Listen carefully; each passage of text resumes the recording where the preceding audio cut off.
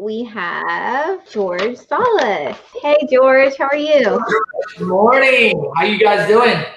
Great. It's so good to have you on. Thank you for having me. It's a pleasure as well. Well, let's just say a little bit about George's background. George has over 10 years of experience in the competitive Houston real estate market.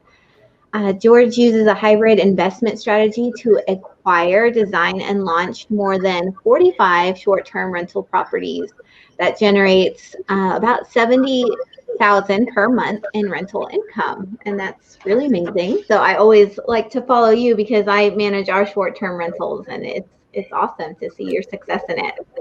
I love it.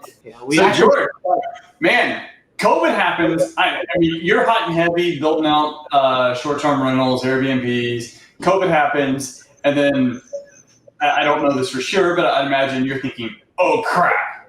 And then once you had that like reflection, then you went into problem-solving mode, and it's like you're better than ever right now, right? Better than we've ever been. We just had our first six-figure month. So that's 70K just jumped to six figures. Before COVID, what was it? Sir? Before COVID, what was it? Before COVID, I was trailing between 50 and 60. 50 and 60. And then right when the shutdowns happened, what was it? We were headed to 70, which would have been our first best month ever last March. And we ended up with 27,000, about 40 total last March. So which was 30 under. And then I think the April we ended up with 28, 29, right? So that's some madness, mad cash out of pocket to be able to survive. I mean, 60% revenue gone. Yeah, shocking, bro. It was just like, oh my God, what do I do?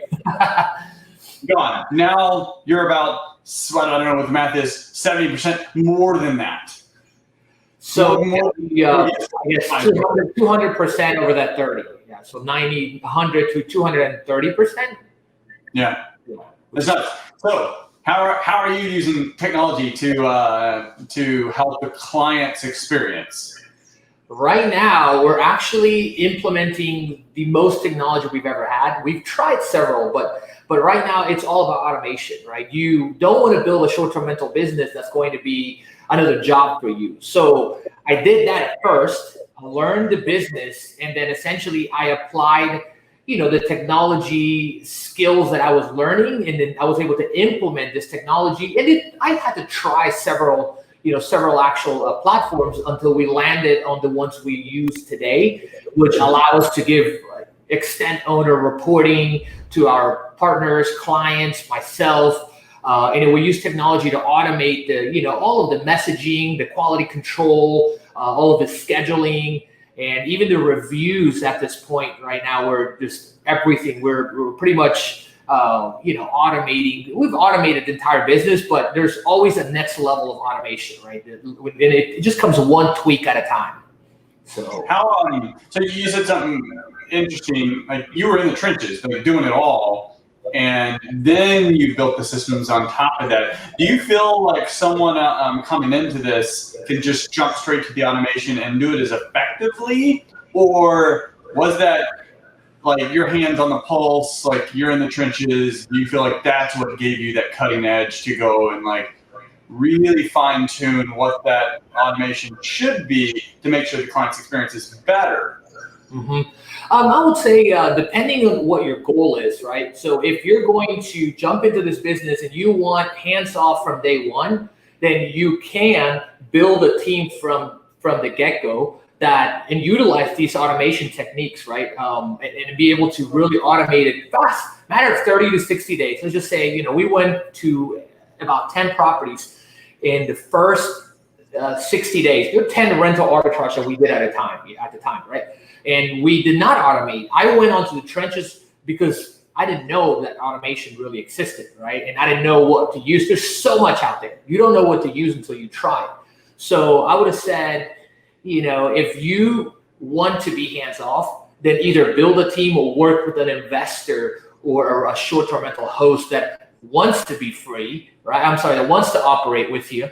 And if you want to learn the business, operate, then leverage those skills to either teach someone else or improve your business and grow your operation. So if somebody wants to actually build a management company, which we accidentally built a badass management company, right? That was by accident. I didn't know I was getting into the management business, but that's what you do when you're managing short-term rentals. So I would say go for it, learn everything, and then after you've done it, for 2, 3, 4 months with more than 3 to 5 properties, then you really know what's going on. Or go work with somebody that has done it before with tons of properties, right? That's my suggestion.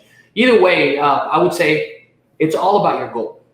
Chris. So what tool do you, from feedback from your clients, what tool has been the most effective in I don't know whether it's just the check-in experience or the review experience, or an issue comes up and boom, it's solved. But what tool do you feel the customer, they notice it was been a night-and-day difference and they're so appreciative of it?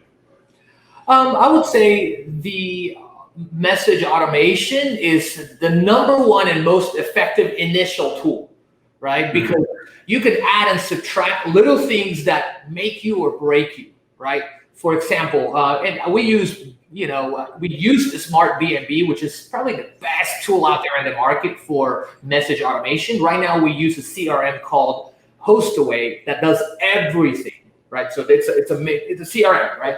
So when we started, we tried several things, and I would say the messaging tool at first is what makes you or breaks you. And then the reason for that is because one little thing that you forget to send a customer, a guest, or client, right, could either make you an extra $200-$300 or take $200-$300 from you because you don't send them certain. Let me just give you an example. You don't automate your check-in information and you forget. You lose a reservation. Perfect example. I went into an Airbnb in January in Galveston, and the lady was super nice, right? She actually didn't use the automation tools, and then I was on my way, and then she forgot to press send. So I was locked outside my own Airbnb, which I'm like, wow, what a coincidence, having 40 plus properties and then being locked outside. So that one little thing costed her to lose that night. And this happens all the time, right? One little thing. Hey, would you like an extra early check-in or this or that? It's simple communication. It's simple. But a lot of people think you get into Airbnb, you're in the rental business. You're not. You're in the hospitality business. The moment that they step on site and they're engaging with you in a conversation to rent your place, to the moment they're completely done, out of the house, and I guess get their deposit back or whatever, that entire process is the experience. It starts with those automated messages that could be short, a little long, that come before, right? When you arrive at the property, the moment they just request or inquire, that's when it starts. And we put certain words and verbiage in our language that I've come to find out over the years that is important. Sometimes it might be a little too much for some guests, but that's why we are very niche and avatar of who we're catering to. Yeah, I'm gonna have to stay up on your Airbnb to see what this record is. All right, hey George, it's been a pleasure. Look forward to seeing you again soon. I've been really excited watching you. I know Jamie's had too. I'm like, hey, watch George. He seems to be on the ball with his Airbnb thing. So I need more of these short-term rentals. I love it. Hey, let's do it, guys. I know your Canyon Lake one, right? It's doing well. Yeah, but Livingston, but we've got an offer out on another one. It's a more unique property that may chat with you a little bit. We'll see if we get this one. Hey, let me know how I can help, guys. All right. Absolutely. Thank you so much, George. Great info. It's a pleasure.